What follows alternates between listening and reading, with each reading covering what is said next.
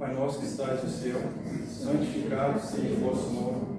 Venha a nós o vosso reino. Seja feita a vossa vontade, assim na terra como no céu. O pão nosso de cada dia nos dai hoje. Perdoai as nossas ofensas, assim como nós perdoamos a quem nos tem ofendido. Não nos deixeis cair em tentação, mas livrai-nos de todo mal, que assim seja. Pode se sentar.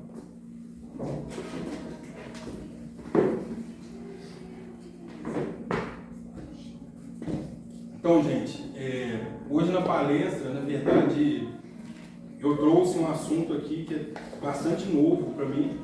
Acabei descobrindo, né, ele ontem. Não sei se eu já falei algumas vezes aqui, toda vez que eu vou preparar uma palestra aqui, parece que eu sempre sou direcionado pela espiritualidade mesmo, né, em relação ao que ela quer que eu passe aqui para vocês, os consulentes, seja para os médicos da casa.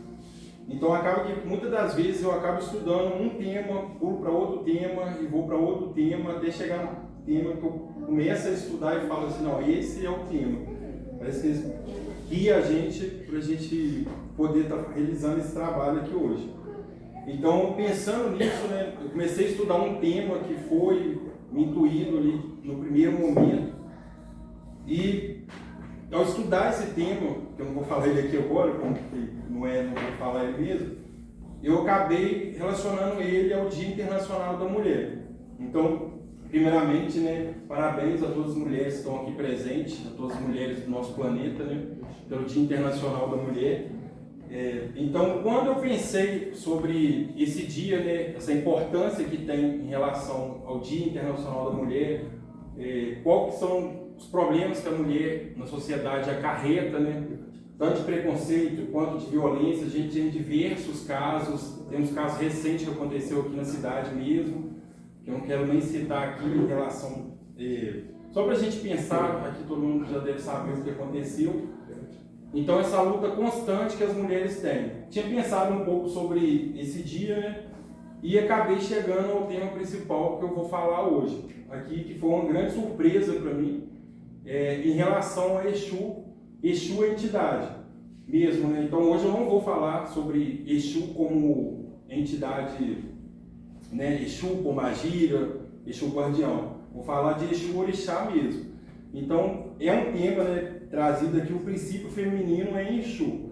Então quando eu pego esse tema, fui estudar um pouco sobre ele, né? Ele na verdade é baseado em um livro de uma autora.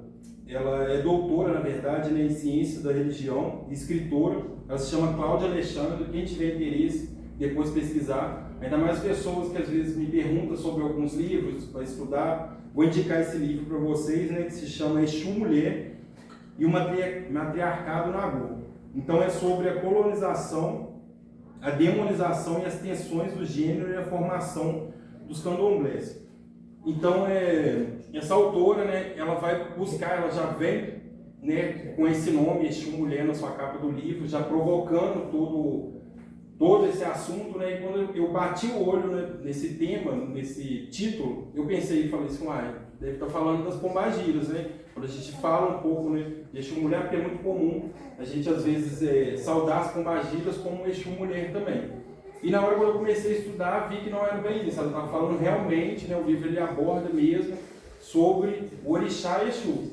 Então ela vai trazer aqui nesse livro justamente o culto como ele é de verdade em relação a Exu Orixá. E é uma coisa, né, recentemente nova, né, em relação, né, que esse livro ele foi publicado em 2024. E ela também ganha um prêmio, né, pela academia, pela sua obra, né, o Prêmio Jabuti Acadêmico de 2024, na categoria Ciência da Religião e Teologia.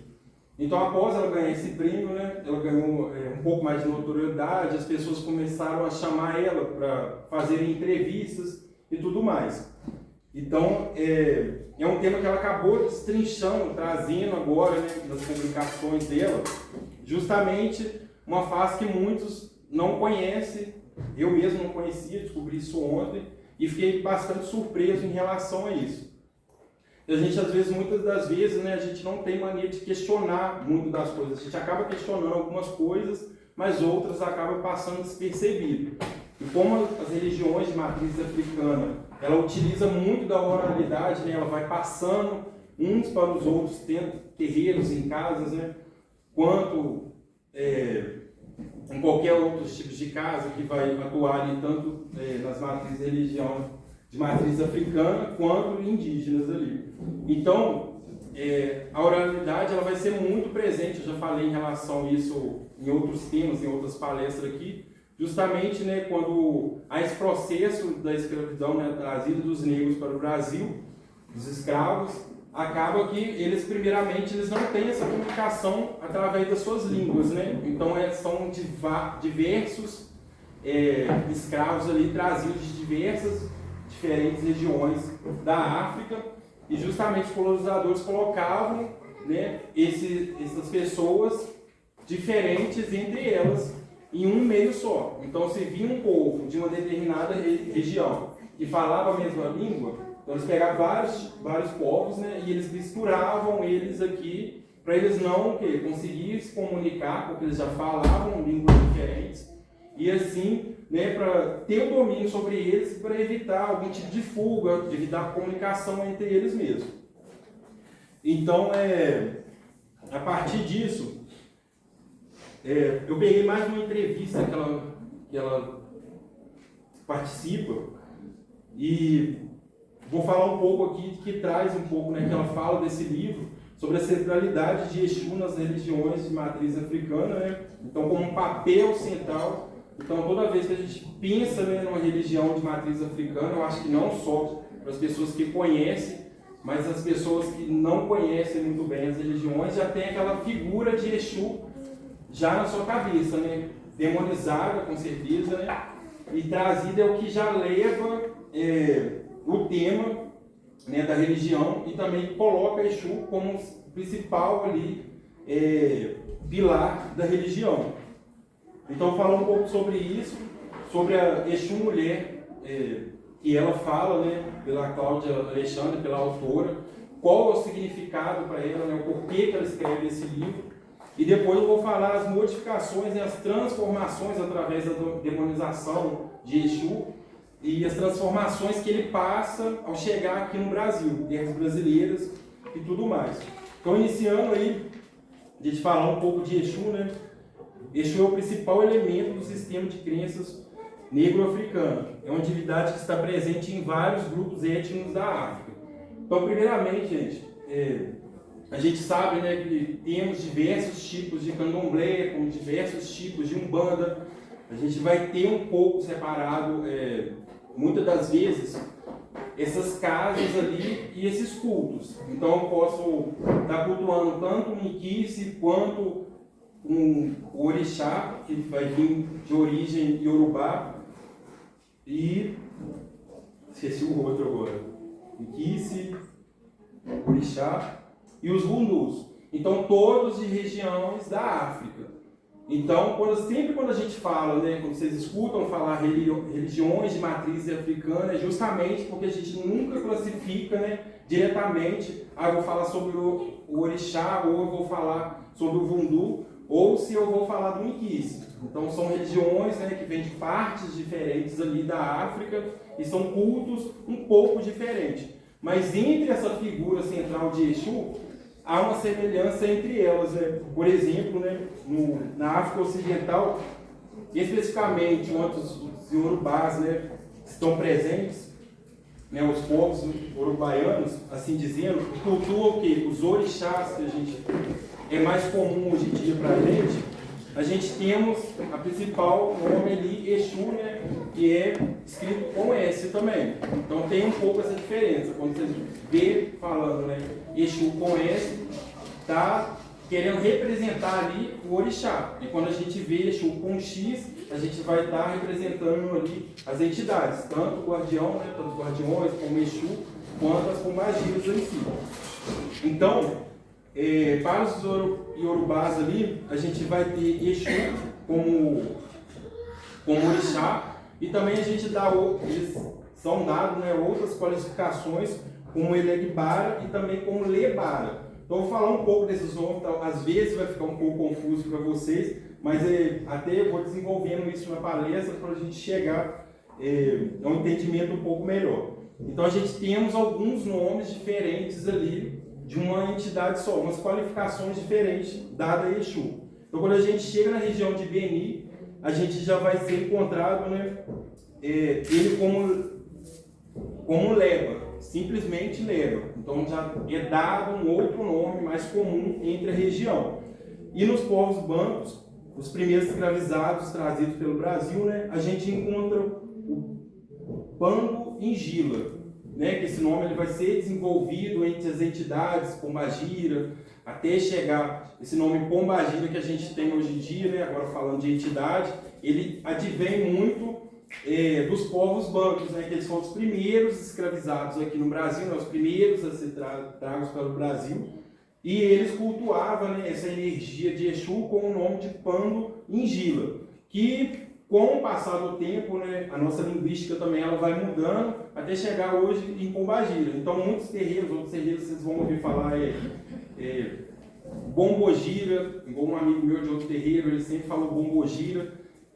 A gente fala também, costuma-se ouvir falar sobre Lebara, então esse termo, né, Lebara, ele já vai puxar, já do Iorubá, né, como lá é falado, remete a Exu como Lebara. Então algumas religiões, algumas umbandas, as pessoas falam Lebara ali, e até em algumas músicas, alguns pontos, vocês também podem encontrar citando esse termo. Então, Exu, né, ele vai ser um elemento que ele vai estar presente nessas três religiões diferentes, digamos assim, vindos da África, né? Mas ele simplesmente como um elemento primordial e também é muito poderoso em relação a essa religião. Então, ele vai ser o precedente, né? Então, quando a gente fala que provavelmente muitos devem ter escutado falar, por exemplo, Exu é o primeiro que é oferecido, né? Ele precisa ser a primeira entidade ali a fazer a oferenda em relação a ele. Mesmo se eu quiser fazer uma oferenda para algum, se eu quiser fazer uma oferenda para Yansan ou para os meus guias, costuma em algumas tradições, né?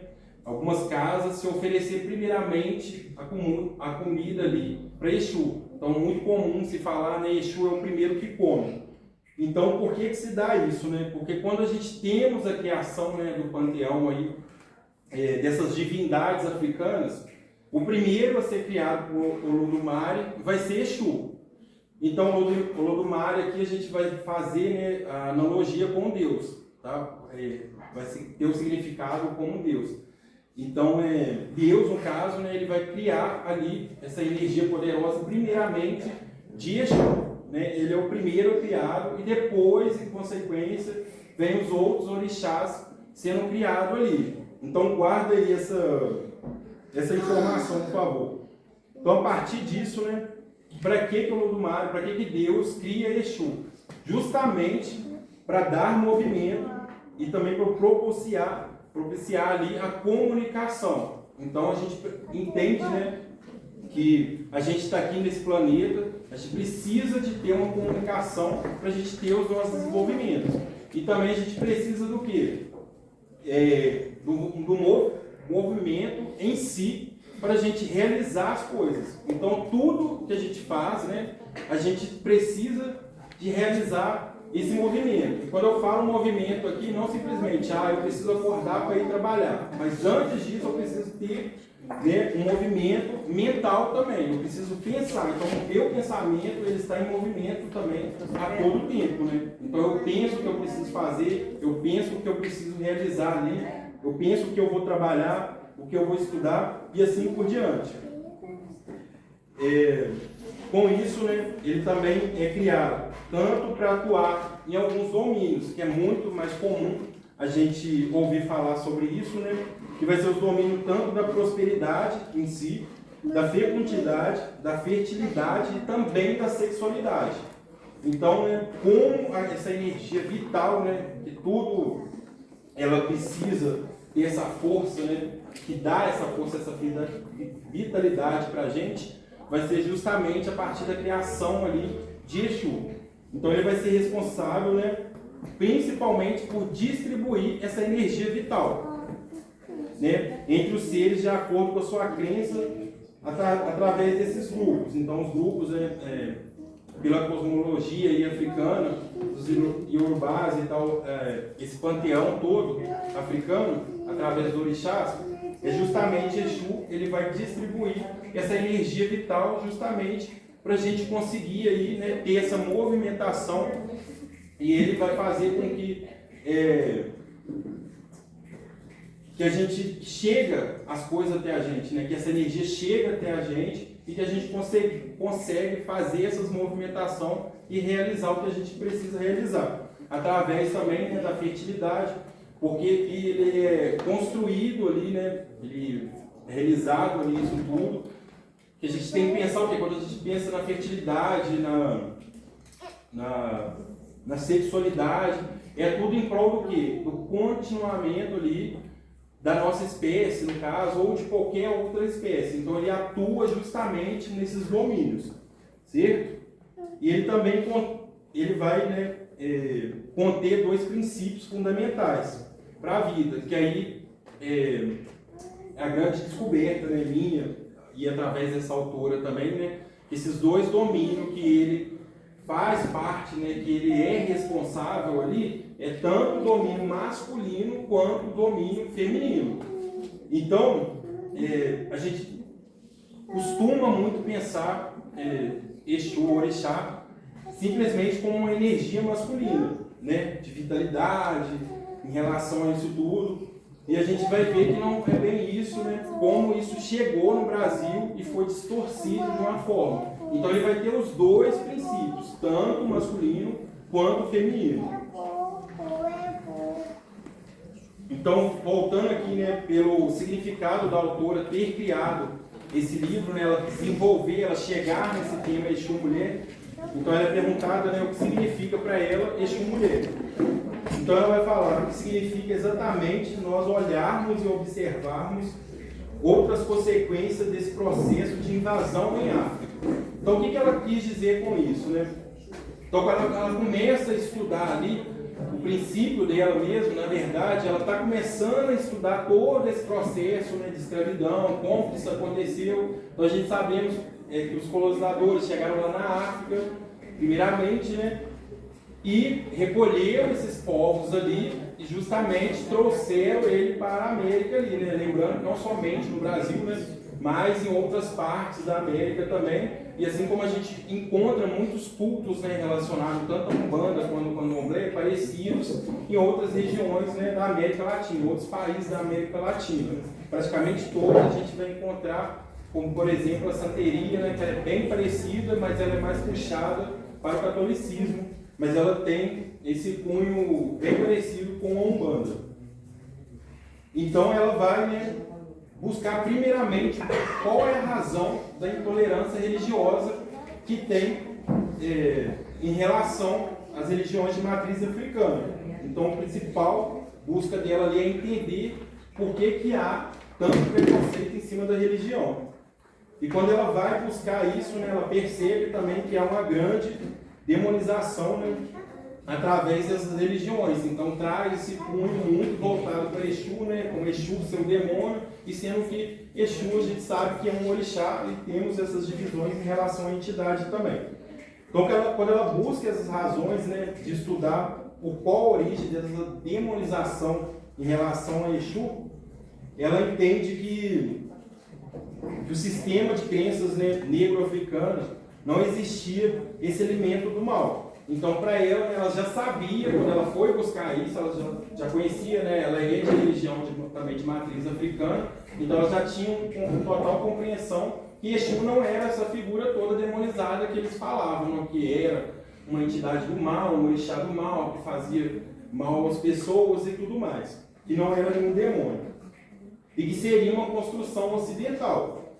Então, com isso, né, ela encontra alguns escritos e narrativas que distorcem um pouco essa função tão importante do elemento que é Exu.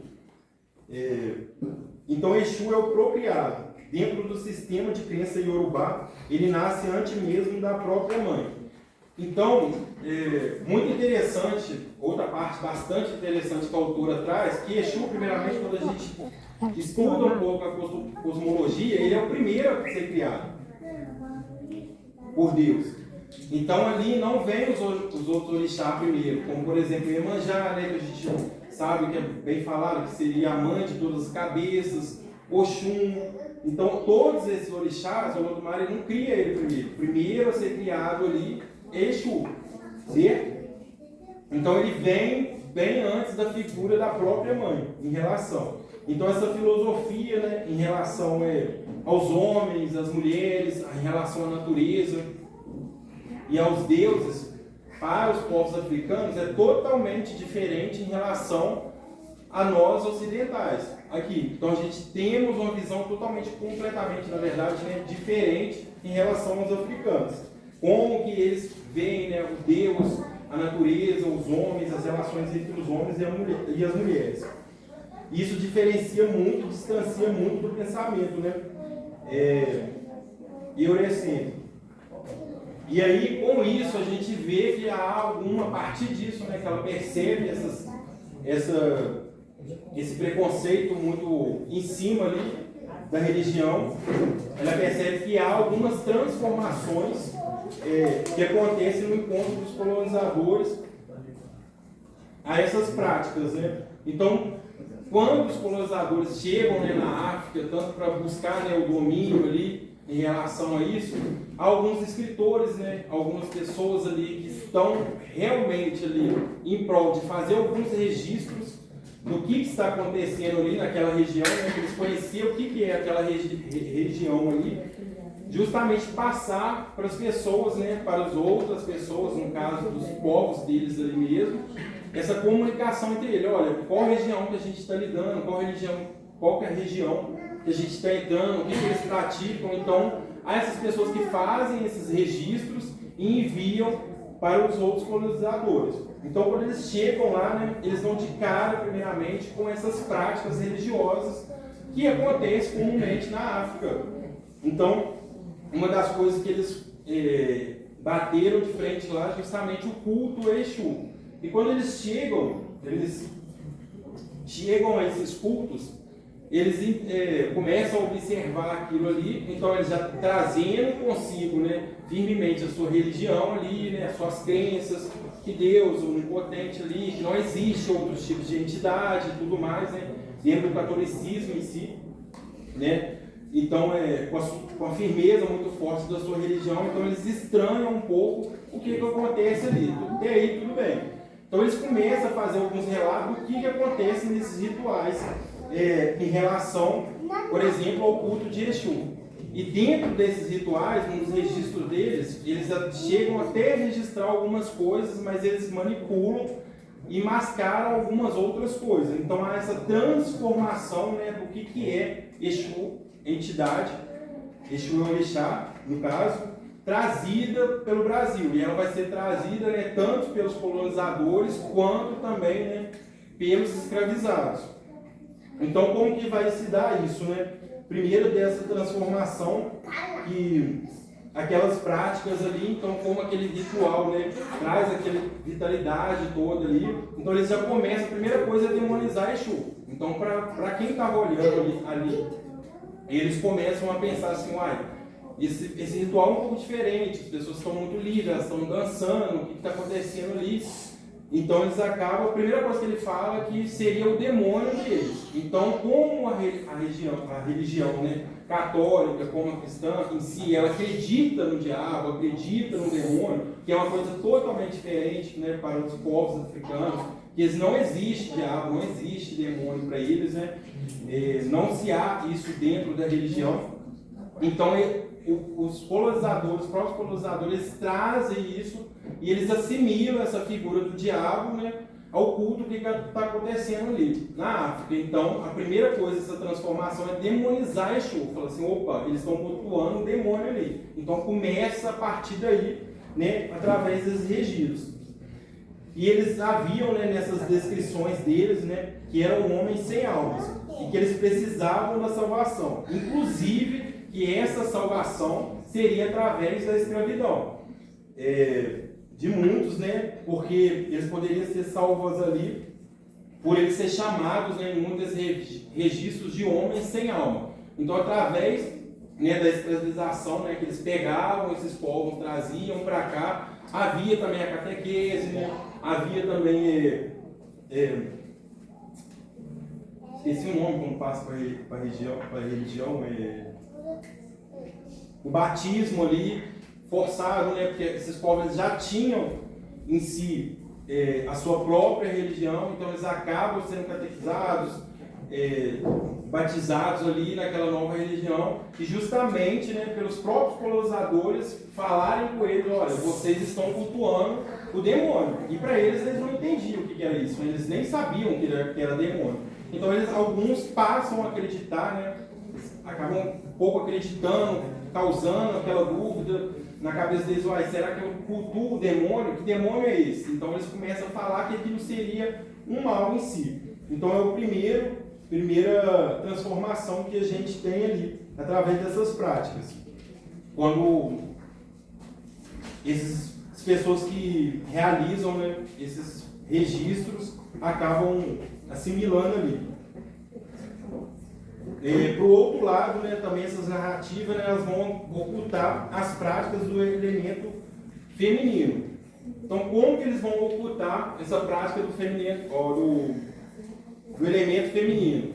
Quando se há o ritual, né, em relação a Exu, alguém aí já deve, às vezes, ter visto, né, em alguma imagem, quando a gente vê, né, não como é no terreiro, né, de Umbanda, que a gente costuma muito ter esse sincretismo, né, tanto dos orixás em si, através de imagens que não é mesmo do orixá. A gente temos esse sincretismo aqui no Brasil, e quando a gente vê a figura de Exu mesmo, a gente vê, né, que ele é totalmente diferente ali, aquela estrutura trazida da África, justamente, né, tendo ali, né, o falo proeminente, justamente, né, em forma na madeira, completamente uma estrutura diferente.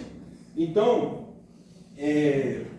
esses registros que esses colonizadores trazem, eles especificam justamente essas questões. Então, os rituais que acontecem na África, culto a Exu, eles vão estar cultuando. Tanto eles vão pegar, né, trazer suas oferendas ali, acender suas velas, fazer todo o ritual, fazer suas rezas ali em relação a Exu, e também eles vão trazer consigo, né, algumas estruturas que vão representar a energia de Exu ali. Então vai trazer justamente o falo, né, e também ele vai trazer justamente o órgão genital feminino também, tanto a vagina quanto os seios, eles são postos justamente nesse ritual. E quando os colonizadores eles olham para esse ritual, né, eles começam a abordar esse assunto e nesses registros justamente falar somente do falo, somente do órgão genital masculino, trazido isso. Então eles trazem esses registros justamente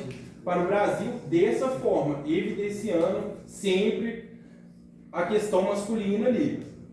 Então, quando esses colonizadores eles observam todo esse rito, né, ele também vai ter uma outra transformação, que ele vai falar que esses rituais agora é como se fosse um fetiche. Então, que a pessoa está vendo lá, está chegando vendo vários órgãos genitais ali, né, representações, no caso de órgãos genitais, ali ele começa a falar que isso é um fetiche desses povos. Então, ele vai assimilar não somente agora a demonização ao demônio, a um culto totalmente fora do padrão ali, que eles não reconhecem aquilo, e também havendo, né, muito forte aquela questão sexual, né, que para ele enxerga como uma questão sexual. Mas como bem a gente sabe, né, que Exu ele vai ter esses domínios, é por isso o culto dele, né, na hora do ritual dele na África, há essas representações, essas estruturas representando. E para que há essas representações? Como eu falei no início aqui, né, justamente através da fertilidade, ali, da fecundidade, né, sempre, né, os povos pedindo, né, que há fertilidade entre eles, né, para ter continuidade ali das suas famílias, da espécie em si, de um modo geral, né, para todo mundo seja sempre bem sadio e ter sempre essa energia vital e próspera sempre consigo mesmo. Então, por isso havia essas estruturas ali. Então, quando os colonizadores olham e registram aquilo, já assusta e já encara aquilo, né, como um fetiche e tudo mais. Mas não somente, né, como eu falei aqui, não vai ter somente o falo nessas representações. Tem essa representação também, né, dos órgãos genitais femininos. Então, como esse órgão genital, como a questão feminina, ela já é apagada ali no registro, então é trazido pelo Brasil aqui agora só a questão masculina. E aí a gente começa, né, tanto as pessoas que agora têm esse conhecimento, né, trazido ali pelos colonizadores dessa questão ser Exu, ser masculino, tanto os povos, né, que aqui trazidos, quanto os que já estavam aqui, começam a entender justamente que essa representação somente é masculina. Não todos os povos, né? Porque quem já estava lá e participava desse culto sabia muito bem das suas representações. Mas como a gente tem essa diáspora e tem essa mistura completamente entre os povos africanos mesmo, quando se chega no Brasil, então algumas coisas ali é meio que perdido. Mas muitos deles ali sabem como que era esse ritual. Tanto sendo representado, né, pelo masculino como o feminino. Porque essa energia, seria essas duas energias, vinha de Exu. Então, que isso vai respingar um pouco no candomblé, né? Porque como ela participa, essa autora participa da religião de matriz africana, e ela baseia bastante no candomblé. Então ela visita vários terreiros ali de candomblé, ela conversa com vários dirigentes ali, e no final ela vai ter ser perguntado, né, o que esses dirigentes dizem para ela, né, em relação ao culto de Exu aqui no Brasil, tanto pelo candomblé quanto pela Umbanda. Então a gente vai ver, né, essa construção, né, não somente uma construção patriarcal, mas na questão racial, e ela tem uma questão também sexista, porque ela vai agora somente, né, dar prioridade ali à energia masculina, e ela acaba ocultando o feminino. Então acaba que ao longo do tempo essas práticas femininas a gente não vê. Então aqui, alguém já viu em relação a Exu essas práticas? Falando agora Exu Orixá, sem ser Exu, né? Sem ser as entidades, as pombagiras e os nossos guardiões. Alguém já tinha escutado falar em relação sobre isso, esse culto, ter essas figuras, essas representações? Já tinha escutado? Fala pra nós aí, então, pouco. Não, tipo, eu já tinha visto, só que no natural brasileiro, só que eu vi as imagens também, são bem diferentes, tem um negócio assim, ó, na cabeça e tudo mais, é tudo bem, bem diferente mesmo se a gente for olhar da cultura realmente da colônia africana mesmo. Justamente, até nessas representações mesmo, está sempre ali os órgãos, né, sendo representado, né, bem visível ali, tanto o órgão feminino quanto o órgão masculino. E como é muito comum, né, a gente ver essa assimilação mais do órgão masculino, acaba quando você joga a imagem, a gente vê mais essa imagem em relação ao órgão masculino. Então ele vai ser trazido bastante isso aí pra gente, quando chega aqui.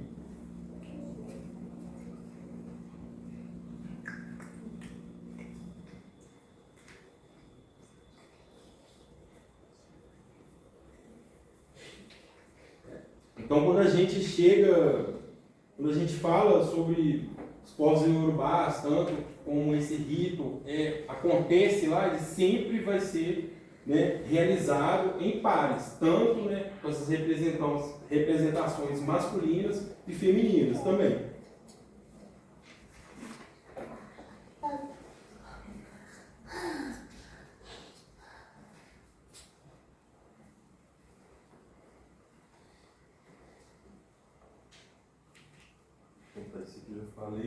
Vamos falar um pouco sobre a demonização, que é um outro tema que ela fala um pouco no seu livro ali, né?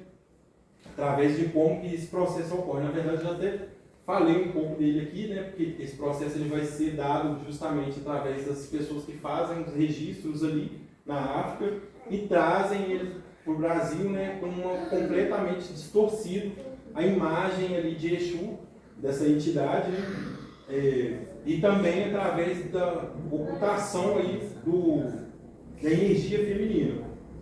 Então a gente sabe, né, que o Brasil, né, ele foi o último a ser descolonizado, no caso assim, né, ter passado pelo processo da abolição, né, em relação a toda a América Latina. Então foram mais de 300 anos, aproximadamente 300 anos aí, através de todo esse processo, né, de escravização.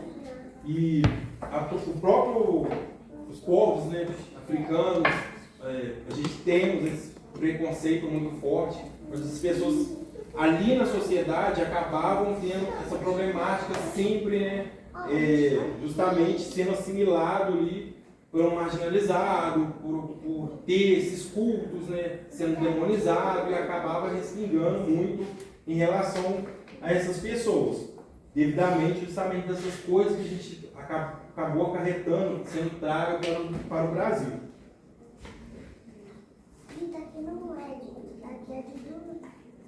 E com isso, né, através de todo esse processo também de preconceito que os escravos sofrem ali, né, então essa energia de Exu, né, essa figura central, como ele é bastante, como falamos assim, popular, né, não somente dentro da nossa religião, mas também fora dela, né. Através disso ele vai acarretar também, quando chegado aqui, né, justamente como orixá de defesa. Então, né, essa figura toda, né, essa importância que ele tem, tanto como defesa, como comunicação ali, né, como aviso de práticas em torno dessa divindade, Exu chega no Brasil atravessado pelo Atlântico, justamente demonizado. Então ele já chega aqui demonizado. Então isso não foi criado dentro do Brasil, né?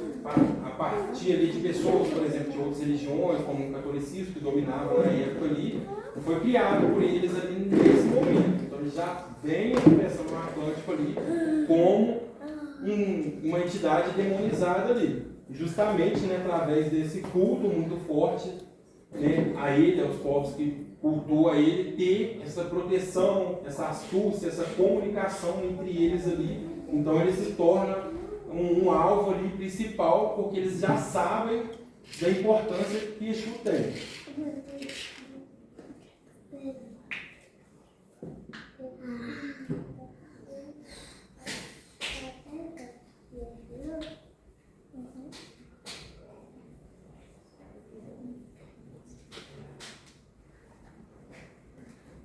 Então, né, falar um pouco das transformações que ele sofre aqui. Vou lendo aqui, gente, porque tem coisas que eu já vou falando, que eu já anotei aqui e eu vou passando. Então, houve algumas transformações em relação ao orixá Exu. Primeiramente, a primeira transformação que há, né, justamente como eu já falei aqui, é essa masculinização em relação ao orixá Exu, né, que agora ele é um orixá, né, ele chega aqui como um orixá totalmente com energia masculina. Sendo que ele não é um orixá totalmente com energia masculina, que ele tem esses dois princípios, né, tanto masculino quanto feminino. Então isso acaba utilizando, né, o culto feminino, né, que ele só é agora somente falado em relação ao falo ali, né. Então os homens, né, até hoje mesmo, né, a gente tem, lembrei agora aqui, eu já tinha lembrado isso mais cedo quando eu estava revendo o assunto, né, algumas músicas, às vezes a gente vê isso muito no cotidiano, né. E não adianta, a gente sempre temos que pensar, acho que cada vez mais eu penso sobre isso, na verdade, a religião, né, na verdade, a espiritualidade em si, ela não é somente vivida dentro do terreiro, né? A gente vive dentro do terreiro, lógico que a gente chega aqui no terreiro, né? A gente tenta centralizar, né, porque agora a gente vai realizar esses trabalhos, mas também ela tem que ser vivida justamente lá fora. Aqui a gente vem com total propósito, né, da gente dá atenção totalmente para a espiritualidade, mas lá fora a espiritualidade ela vai estar acontecendo o tempo todo.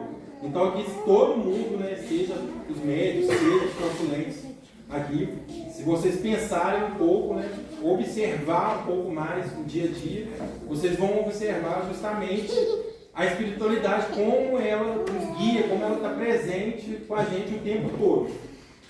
Então, seja através de uma pessoa que chega do nada, seja através de uma coisa que a gente faz, né, acaba fazendo. Semana passada mesmo, na palestra da Adriana, eu estava aqui escutando, e ela foi falar de uma questão da palestra e na hora voltei mais a minha atenção, que era uma coisa que eu tinha passado, que você tinha falado sobre em relação a quando a gente sofre algum tipo de ataque, né, como que a gente temos que reagir.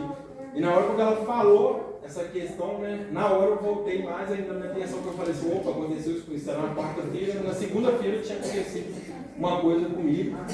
E eu falei assim, nossa, será que eu agi certo? Na hora veio na minha cabeça, será que eu agi certo? E aí quando ela continuou falando, sem querer, eu vi que eu tinha agido certo. Na hora eu fiquei assim, muito nervoso, custei me controlar, mas eu me calei, né?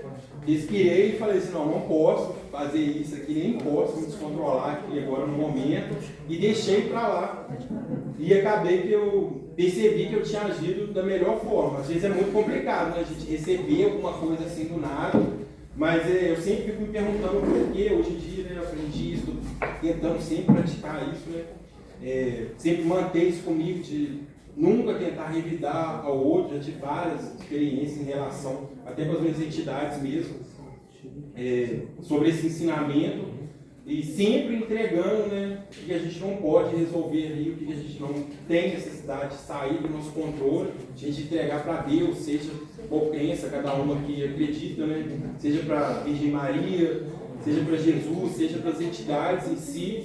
Acho que é a melhor coisa que a gente pode fazer ali é tentar voltar para o nosso centro de novo. E todo esse incômodo que gera em nós também, ele quer dizer alguma coisa também, né? Se a gente parar um pouco para pensar, né? Ficar calmo e falar assim, mas por que eu fiquei incomodado com aquilo? Por que aquilo me tirou fora do eixo ali?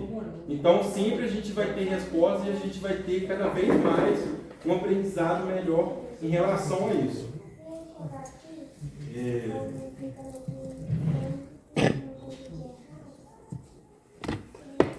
Então, né, essa questão toda, ela acaba invisibilizando, né, o culto feminino, outra transformação que acontece.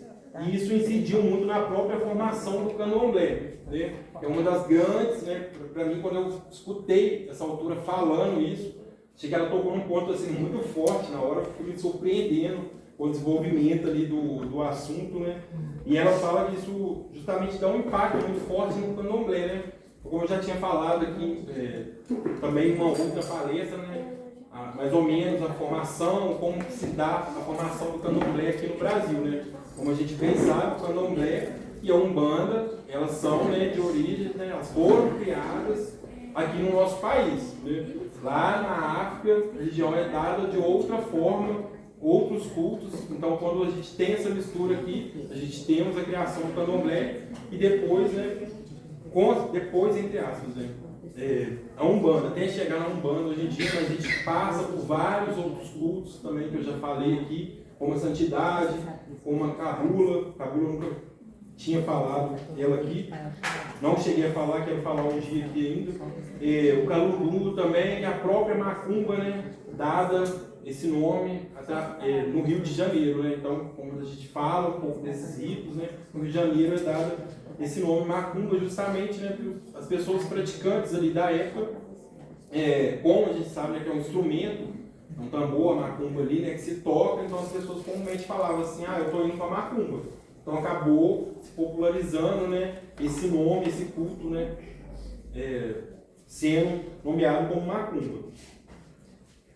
Então, o candomblé, ele recebe essa grande influência ali, essa distorção um pouco em relação a Exu ali nos seus cultos, quando ele é criado, né? Então, antes mesmo do candomblé existir, né, tanto a cabula quanto o calundu, essas outras práticas, né, a santidade, ali ela já existia esse culto no Brasil já. Então o candomblé ele vai surgir aproximadamente lá em 1820, né? E ele vai ser através da Constituição, das constituições, na verdade, dos primeiros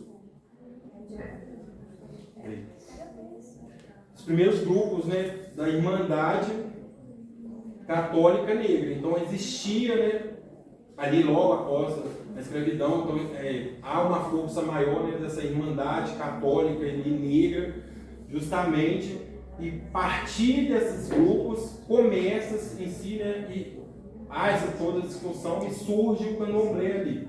Então ele vai surgir justamente em 1820. Então antes de existir, né, os primeiros candomblé já existia o culto a Exu, certo? Então como essa religião ela é criada no Brasil, só que esse culto ele já existe tanto na África quanto em outras práticas espirituais que já existiam no Brasil. Porém, Exu é introduzido, né, numa organização do sistema religioso dos candomblés com esse imaginário, né? Então, esse imaginário agora de Exu, né, trazido pelos colonizadores de uma forma distorcida, ela se é respingada também no candomblé. Então, várias casas, né, vai ter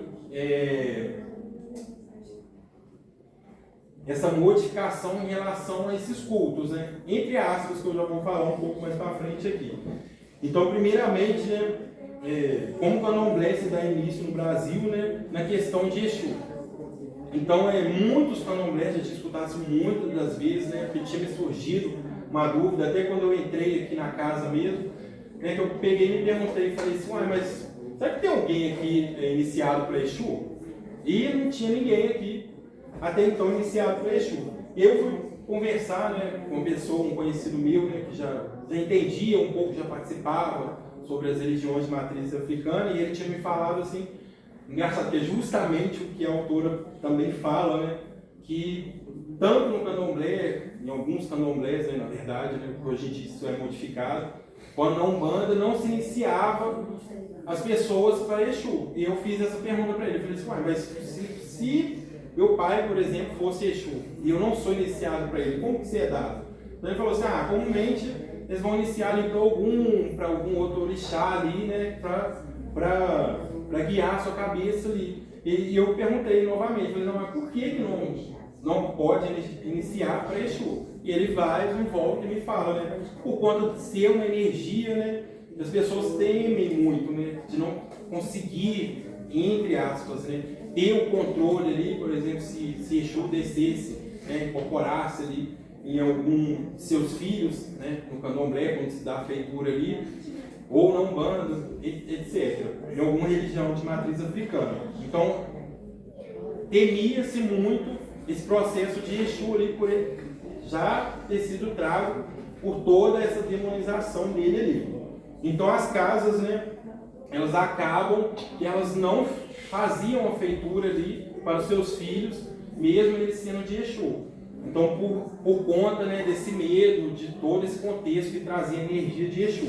Só que o que acontece dentro disso? Esses povos, né, que sabiam já, né, o que era Exu, né, os escravos trazidos ali, eles já sabiam, conheciam as entidades de Exu, qual que era a entidade de Exu ali, o que eles significassem em si, eles sabiam da grande importância de Exu ali, e que antes de qualquer rito ali, antes das suas práticas em si, precisava se oferendar primeiramente Exu, porque ele foi a primeira divindade ali a ser criada e ele precisava ser o primeiro a comer ali naquela casa. Então, o que acontecia? No candomblé ali, eles ofereciam, faziam primeiro, né, a oferenda a Exu ali, e como eles faziam essa oferenda a Exu ali, antes dos seus ritos, ou antes de qualquer prática que eles iriam fazer ali, eles acabavam que introduziam o Exu de qualquer forma dentro das práticas deles. Então, dentro do candomblé mesmo, né, ele não sendo cultuado diretamente, né, mas indiretamente ali, ele trazia, né, a energia de Exu ali, e muitas das coisas era pedido para Exu ali e tudo mais, mas não fazia a cabeça dos filhos de Exu ali. Até isso é parecido um pouco, né, na Umbanda, quando não é muito cultuado, por exemplo, o sangue, né, nem todas as Umbandas, né? Mas esse culto ao sangue mesmo, ele acaba sendo cultuado, ele acaba sendo trazido de qualquer forma para a Umbanda, tanto nos banhos, quanto na defumação, como nas utilizações das ervas em si. Então não adianta, né, a gente pensar assim, eu não vou estar cultuando um orixá necessariamente, mas acaba que a gente traz essa energia introduzindo o orixá também dentro de algumas práticas. Então elas não vão trazer, né, o porque não saberia lidar com essa energia ali e temiam problemas. Então, por temer problema ali, as casas já viravam assim: opa, eu já vou fazer minha oferenda para Exu aqui, né, para ele proteger a casa, para ele, porque ele é o primeiro que come e tudo mais, para eu não ter problema na minha casa aqui, para não causar nenhum dano no meu culto, nem que seja, não tenha nenhuma interferência, porque né, também as pessoas acreditavam ali que o Orixá poderia fazer algo ali, né, negativo, ou se zangar, tudo mais, entre essas coisas que a gente escuta por aí.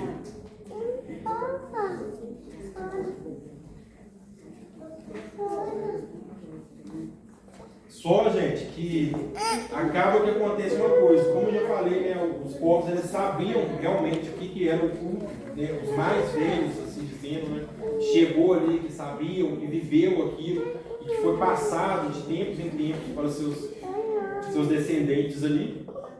Os mais velhos, no caso desses cultos, eles sabiam justamente que Exu ele tinha tanto a energia feminina quanto a energia masculina ali, que ele era justamente o domínio dele, não era bem basicamente essa energia, né, mas também sim da fertilidade, como era um domínio dele da fecundidade ali. Então os mais velhos sim saberiam dessa questão de Exu, que não tinha essa questão somente masculina ali. Então, né, o que acontece? É perguntado um pouco para a autora, né, o que ela escutou então das pessoas, né, quando ela vai visitar os terreiros, né, e os dirigentes ali. Então ela descobre justamente isso, né, que alguns realmente não sabiam, poucos, né, não sabiam, poderiam saber, escutou ali de uma maneira da qual eles aprenderam, né, porque sempre o conhecimento ele vai ser passado ali pela oralidade. Então chegou daquela forma, então eles começam a cultuar daquela forma, né, fazendo uma oferenda ali, não iniciando seus filhos e tudo mais.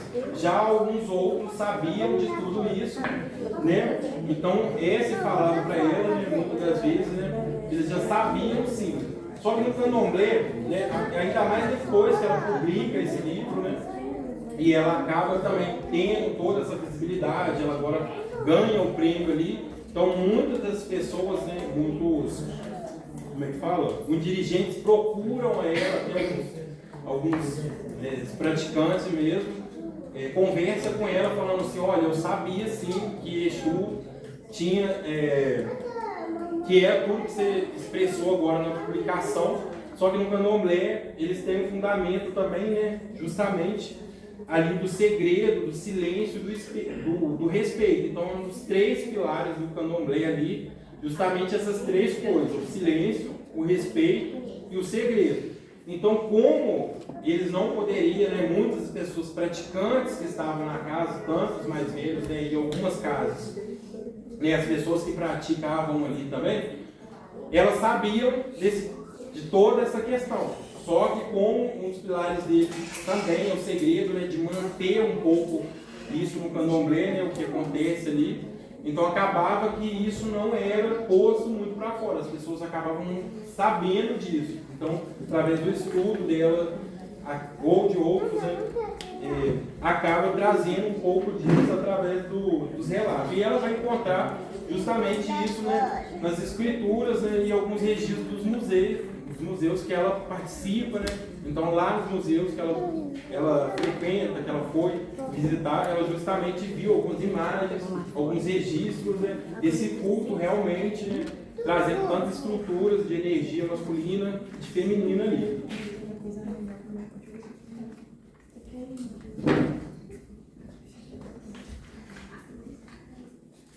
Bom, então para concluir aqui, eu vou usar a conclusão dela mesmo, né, que quando o entrevistador pergunta a ela, né, qual seria, como que ela localizaria, né, a pesquisa dela no meio acadêmico ali, no caso da ciência da religião em si. Então vou usar as palavras dela mesmo aqui, só para a gente finalizar. A pesquisa e todos os estudos de tradições de matrizes africanas e de indígenas, elas estão propondo novas formas de construir conhecimento nos meios acadêmicos, conhecimentos que foram desprezados, que foram deturpados por narrativas hemogênicas. É uma honra apresentar corpos negros e indígenas que hoje podem acessar através de políticas de ações afirmativas nesse ambiente tão difícil e tão eurocêntrico das academias. Em relação à ciência da religião, cada vez mais estamos adentrando com os novas soluções e possibilidades de construir ciência e de trazer nas bibliografias novos autores. Então ela relata assim, né, em relação aos novos autores, que no trabalho dela mesmo, por exemplo, ela apresenta a própria academia ali, né, teóricos africanos, teóricos, mulheres negras e mulheres de terreiro. Então, justamente, né, através do trabalho dela ali, né, ela vai fazer as pesquisas dentro do terreiro, ela vai buscar uma bibliografia africana mesmo, né, então ela vai conseguir mover um pouco esse mundo acadêmico. Agora não temos esses relatos, nem produzir esses relatos, então através de novos autores, novas movimentações, com isso ocasionando para a gente novas representações e também o real conhecimento, né? Que, né, quando a gente fala sobre ciência, né, da religião, a gente está vendo cada vez mais, né, mais publicações. Então deixa aberto aqui quem quiser, né, procurar um pouco mais desse tema, né, a gente encontra em vários artigos aí, até mesmo quando você entrar lá no Google Acadêmico, quem não conhece, né, na verdade no Google, digitar lá Google Acadêmico e procurar sobre artigos de questões religiosas de matriz africanas e indígenas, a gente encontra muita coisa, né, com uma surpresa para mim quando eu comecei a dar palestra aqui. Eu não conhecia, eu não sabia que tinha esse acervo, né? E olha que eu já participei da academia, né?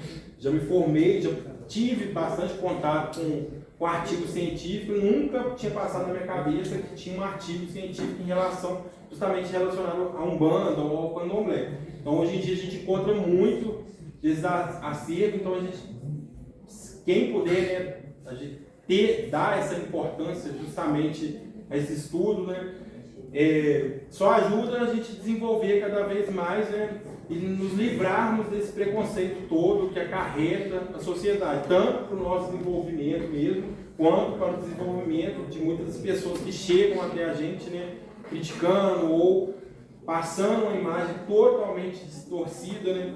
Muitas das vezes a gente, né, no meu caso, assim, acredito que é uma coisa muito, chega a ser ridícula, muito banal, sabe? Por exemplo, quando a gente vê a questão do preconceito racial mesmo, né? Então como eu sei, né, a origem mesmo ali eu já estudei bastante em relação sobre isso, sobre a melanina, então assim, é uma coisa totalmente que não, descabível. Então quando a gente vê todo esse preconceito, para quem tem entendimento, que a gente busca o entendimento, a gente vê que as pessoas, sabe aonde elas onde elas adentraram, em quem elas estão acreditando, e mostra muito das pessoas também, né? Mostra quem que essa pessoa está se tornando, o que ela se tornou, que ela não busca um conhecimento, que ela simplesmente acreditou em alguma coisa. Eu não estou falando, né? Não quero deixar bem claro que talvez isso não seja realmente culpa dessa pessoa, né? Mas a gente passa muito dos ensinamentos, né, através dos nossos antepassados, e acabam que muitos deles não sabiam de várias coisas, ou que viveram várias coisas, e acabam acarretando, né, que ela passa para os seus descendentes também. Então, para a gente sempre ter esse olhar atento aí e dar essa importância ao conhecimento, certo? Alguém queira perguntar alguma coisa, queira falar alguma coisa relacionada sobre o assunto, vou deixar em aberto aqui. Alguma dúvida? Não? Então, mais uma vez aí, vou deixar para vocês essa indicação do livro, Exu Mulher. E também, aproveitando, tinha pensado nisso, eu tinha pensado numa música também em relação, tem uma cantora, já aproveitando o gancho, né, do Dia Internacional da Mulher, tem uma cantora também que eu gosto muito de descobrir, no finalzinho do ano passado, ela chama Tainá Santos. Como eu estou recomendando aqui um livro, vou recomendar também umas músicas. Não é ponto que ela canta, né? É justamente música, né? Ela é da religião também, mas eu acho muito interessante como ela traz, como ela expressa a sua própria religiosidade, né? Na sua arte ali, né? Como cantora, como instrumentista. Então quem quiser querer conhecer o trabalho dela, uma indicação minha também, me ajudou muito até no desenvolvimento aqui da casa. Eu acho engraçado isso. Eu acredito que foi até uma entidade minha que acabou me mostrando ali, porque eu nunca tinha escutado nada, começou a tocar no meu computador, na minha playlist ali. Do nada eu voltei a atenção totalmente para a voz dela ali, o que ela estava falando na música. Então ela já lançou acho que 3 álbuns, 2 álbuns, um recentemente, né? Então quem tiver curiosidade aí é mais uma recomendação minha. Certo? Bom, gente, vamos ficar de pé para a gente encerrar. Senhor Deus, Pai justo e misericordioso, infinitamente sábio e poderoso, nós humildes filhos vos agradecemos as graças que nos tem compensado. Agradecemos ao Senhor pelos benefícios que nos concedestes, permitindo que os trabalhos dessa tenda, sob o patrocínio do nosso padroeiro, bom Jesus, não fossem desviados dos fins que se propunham. Jesus, nós que vos agradecemos pela vossa misericórdia, assistência e vos imploramos que não nos faltasse com a vossa santa proteção. Virgem Maria Santíssima, recebei nossos agradecimentos pela benevolência com que acolhesse as nossas súplicas. São Miguel Arcanjo, rogai a Deus por nós, para que perdoe as nossas faltas e para que sejamos ajudados pelos bons espíritos, a fim de que possamos com calma e paciência suportar as provações da vida terrestre.